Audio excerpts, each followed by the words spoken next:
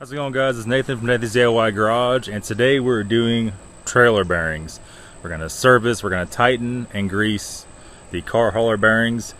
We're going to get it ready for possibly go picking up a car right away. We don't have anything online. The 528 I was looking at is sold, so we're digging through Craigslist trying to find something to replace the Z3.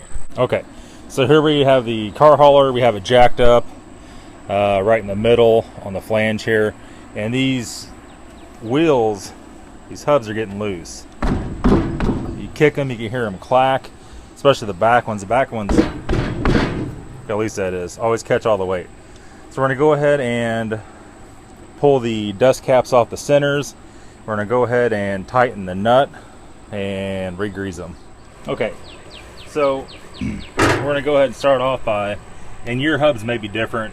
This is the axles this thing came with. You could have greasable hubs on the outside and everything else.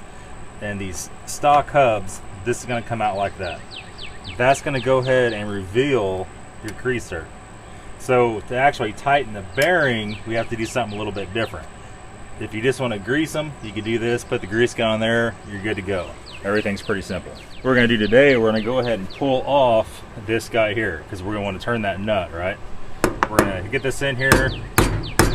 We're going to kind of just, not real hard, just kind of barely hit it at an angle. And it's going to, well, it's denting it up. Let's do this. See if we can't just pry it off of there. Not really. You just got to be real careful with it, and it'll fall off like that. We dented it a little bit, but that's okay. We're going to go and set that up here. And at this point in time, and you can see it has some rusty stuff in there. That's not good.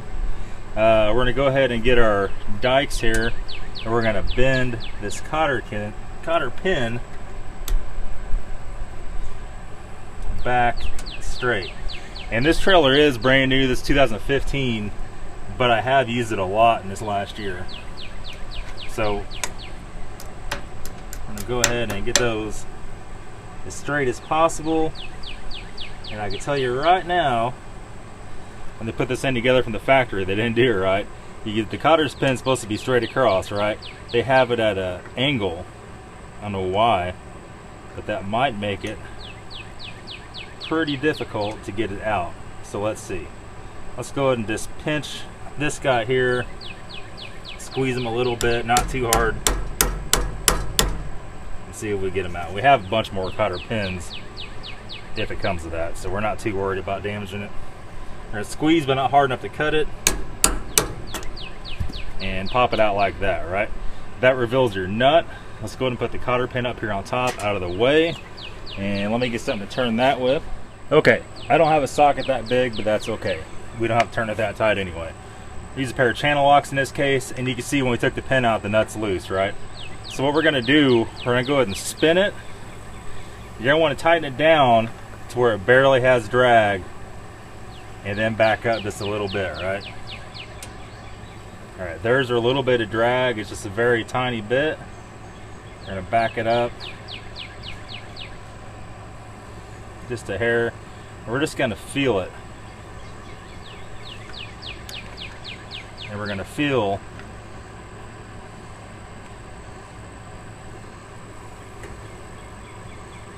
you see it stopped it. We're going to go back.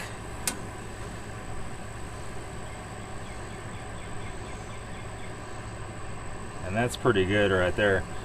This is where there's no drag. You don't want it slowing down at all. If you go too tight, guys, what you're going to do, you're going to burn that bearing up. So we're going to go ahead and reinstall this cotter pin. Now, some of the trick of it is you got to reinstall the cotter pin. You have to have the nut turn where you can see the cotter pin, right? I don't know. On this one, it's actually poked down, I believe. Yeah. We're going to have to turn that nut, back it up just a little bit to where we get that cotter pin in. Okay, so what we've done here, I just turned it back about 1/16 of an inch to make the notch line up. We're going to go ahead and make sure the pin's all the way in. We're going to go ahead and bend it over. And usually what you do, you get it bent a little bit. Let's see. You got to get it bent far enough in to where it's out of the way to put the cap back on it, right? That's pretty good right there. So we're gonna call this one done. What we're gonna go ahead and do before we put anything back together, we're gonna go ahead and grease it. Okay, so I don't know how much grease we got in here. We're about to find out. And the first thing, we're gonna make sure your tip's nice and clean. I'm gonna go ahead and plug her up here. Push it on until it clicks. It'll stay on her. Then we're going to go ahead and start pumping grease in it. And we're going to look for any kind of grease coming out around the edge. As soon as it starts coming out, we're going to stop.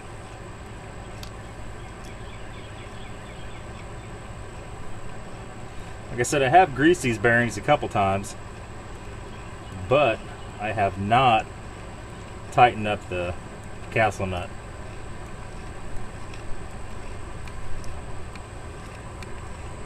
Okay, there it is.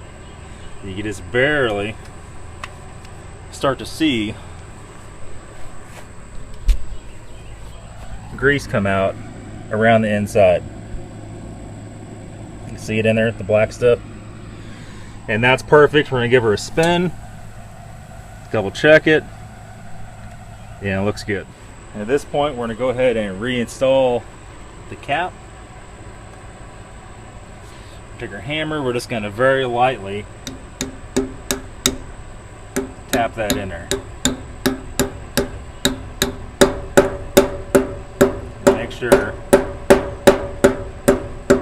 Make sure it's seated well.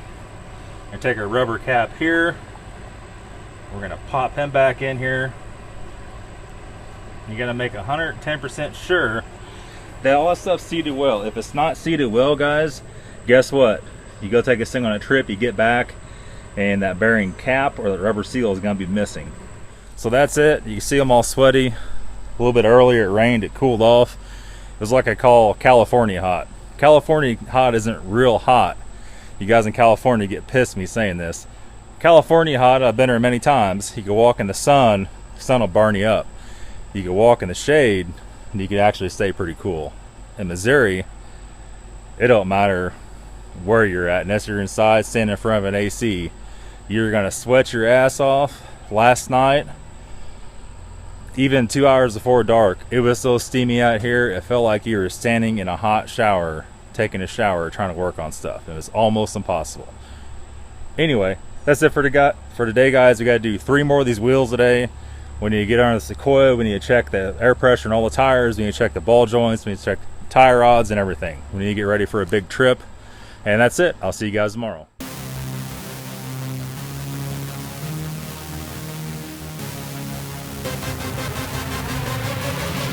Yeah.